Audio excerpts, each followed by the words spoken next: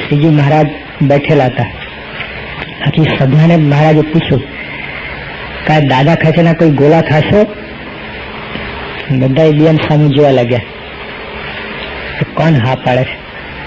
લો, કોઈ હા પાડે નહીં. મહારાજ કે પર્વતભાઈ હોય તો હા પાડે. એટલા પર્વતભાઈ આયા. મારે કે પર્વતભાઈ દાદા ખાચરના ગોલા ખાશો? હા મહારાજ, બૈરા છોકરાના ગોલા તો છીએ જ. બોલો કોણ નથી? એટલે પર્વતભાઈ કે મહારાજ બૈરા છોકરાના ગોલા છીએ જ. કે હા, દાદા ખાચર ભક્તો ઉત્તમ, એના ગોલા થયો એટલે તો લાવો છે, મોટા ભાગ્ય હોય એને બને. કારણ કે જાઓ છે તે અમારી પાસે નહીં. પર્વતભાઈ પ્રેમથી પાસે ગયા, કેસમાં મૂંઝાય નહીં જરાય. તો ઓલા બધા આગે બેઠે ને ખુશ થયા. જોવા આપણે ક્યાં ડાયા, આ પર્વતભાઈ ઓળો ઉત્તર કર્યો, મારે કાઢ્યા અમને. અને આપણે કેવા બધા સમજીએ છીએ, કેવા જ્ઞાની છીએ. તો મહારાજ ઉભા થઈને પર્વતભાઈ પાસે જે નીચે બેસી ગયા. તો ઓલા બધા આયા ઉભા થઈને, કઈ કોઈ આવશે નહીં, પહેલા આસન પાસે બેસો, કે પહેલા ઢોલિયાના ચાકર ઢોલિયા પાસે બેસો. હું તો સત્સંગીનો પણ સત્સંગી છું. લો, કે દાદા ખાચરના તો ગોલા છું, હું તો ગમે સત્સંગ એની ચરણ માથે ચડો. હા બોલો. એટલે કહેવાનું છે કે આપણે પણ કરવાનું આ છે. આપણે એકલાની વાત નથી. ચૈતન્ય મહાપ્રભુ એ જયારે એમના ગુરુ બધાને પીરસતા હતા અને આ ચૈતન્ય મહાપ્રભુ મોડા પડ્યા, બધા પતરા પડિયા વહેંચી ગયા અને કઈ હતું નહીં. અને આ ચૈતન્ય મહાપ્રભુ મોડાયા હતા. એક હરિભક્તના જોડા લીધા, એની અંદર દૂધ પાક લઈને પી ગયા. એમના ગુરુએ પછી બધાને કહ્યું કે જો આ છે, આ માણાના 108 મણકાઓ છે, પણ આ મેળને ઠેકાણે છે. આ ચૈતન્ય મહાપ્રભુ ઉપર મેળ હોય છે ને, એને ઠેકાણે ગણ્યા ને. ગુરુ નાનક હતા. ગુરુ નાનક એમને બધાને પૂછ્યું કે તમે ગુરુ થાવ તો શું કરો? શું કહ્યું? એક કહે હું તો બધાને કંટ્રોલમાં રાખું. કે બીજા કહ્યું કે જો આજ્ઞા ના પાડે ભગવાન ના ભવે તો ચામડી ઉખાડી નાખું. ત્રીજા કઈ કહ્યું, ચોથા કઈ કહ્યું. ગુરુને કઈ સંતોષ ના થયા. એક છેટ એક આયા, એને કહ્યું કે હું તો બધાની ચરણ માથે ચડું. તરત ગુરુ આગળ ભેચ્યા અને ઉચકીને પોતાની ગાડી બેસાડી દે કે તું આજથી ગુરુ કહે જા. વિચાર કરો. એટલે આપણે શ્રીજી મહારાજ કહ્યું એવું નથી. બધા આખા આધ્યાત્મિક ઇતિહાસ બધે તમે જો આ વાત છે. અરે વ્યવહારમાં અંદર એવું છે. એબ્રાહમ લિંકન અહીં તારે જતો હતો રસ્તે, છેકા એને પેલા એને પૂછ્યું એક પોલીસ વાળાને કે આ રસ્તો ક્યાં જાય છે? પેલો જરા પાવરફુલ, તું કોણ મને પૂછનાર? મારો બોસ છું. એબ્રાહમ લિંકન ના ભાઈ બોસ તો નથી, પણ હવે પૂછું છું. પેલા મધર પણ શું ગવર્નર શું તું? બોલે કે ભાઈ ગવર્નર રહેવા દે, મારે ખાલી જાણવું છે આ રસ્તો. શું પ્રેસિડેન્ટ છું? લોલાને પાવર ચડતો જ જાય. તો પછી એબ્રાહમ લિંકન ભાઈ મને લોકો કહે છે પ્રેસિડેન્ટ. બોલો ગભરાવ, એમના જ પ્રેસિડેન્ટ છું, લોકો કહે છે.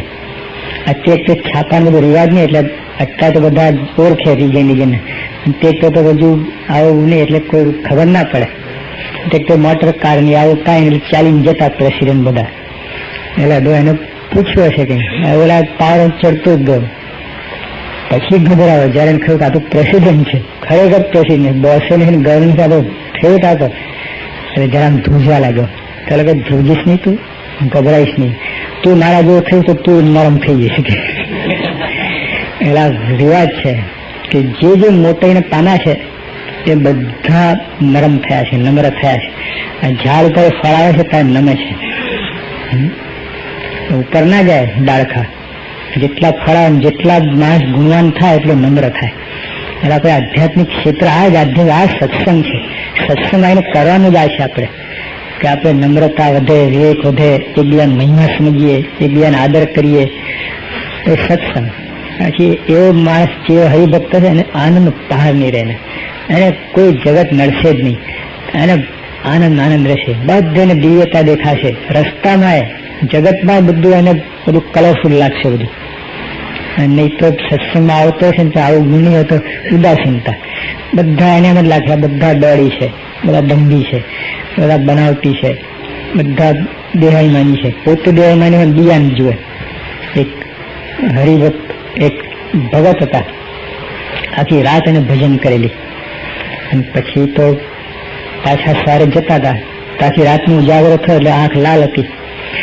સામેથી ચોર આવતો હોય, એને આખી રાતનું ઉજાગરો થયો પણ ફાવે નતો, આટા ફેરા ખોટા પડ્યા. એ પાછું એની આંખ લાલ. પેલા ભગત બિચારાને થયું કે ઓહો, આ કોઈ મારા જેવો ભજન કહીને આવે છે આખી રાત. અને ઓલા વિચાર હા આ આટો ફેરો સફળ થયા લાગતા આ ચોરી કરવા નીકળ્યો છે.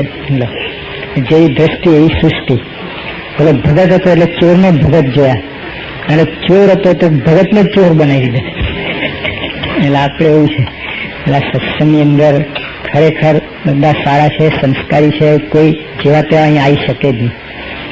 કોઈનો આવો પ્રવેશ થતો નથી. આવા પુરુષકાર આવો સત્સંગમાં અંદર કોઈ આવતો છે એના ખરેખર મોટા ભાગ્ય છે, એના સંસ્કાર છે, એને પૂરની કમાણી છે, ત્યારે આ બધું થાય છે કે એમનેમાં જોગ થતો નથી. એટલે આપણે સત્સંગમાં આવીને પહેલા પેલો તો આ બધી કન્ડિશન છે. જો તમને સુખ લેવું હોય તો આ બધી કન્ડિશન છે. કારની ઇન્સ્ટ્રક્શન હોય છે કે નહીં, આ રીતે કરો, આમ કરો, આમ કરો, તો કારનું સુખ આવે. તમે એનાથી વિરુદ્ધ જાઓ, મેં પૈસા નાખ્યા ને હું શા માટે આ બધું કરું, તો કઈ ટલ્લા ખાવાનું. આપણે અહીં સત્સંગની અંદર આવ્યા છે, આ એ આપણા ભલા માટે છે. એમને કંઈ આ લોકો એમ કન્ડિશન કરે એવું નથી. આ જોકે બહારના જે કંઈ આપણને કહેતા છે, હોલની વપરાશ હોય, આ બધું નથી કન્ડિશન. આ રીતે કરવું, આ રીતે કરવું, તો એ બધાને આપણને સુખ થાય ને બરાબર સુખ આવે એટલા માટે તો ભગવાને બધા કાયદા કર્યા છે, એના બધા કન્ડિશન છે.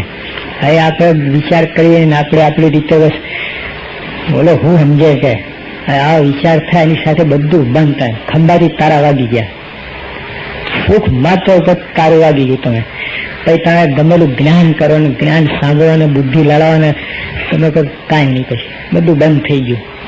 અને એક વાર બધા પ્રેમથી આદરથી ખુલ્લા રવી ઉદાર દિલથી બેસો, બધાને ગુણગ્રહણ કરો, બધા સારા છે, મોટા છે.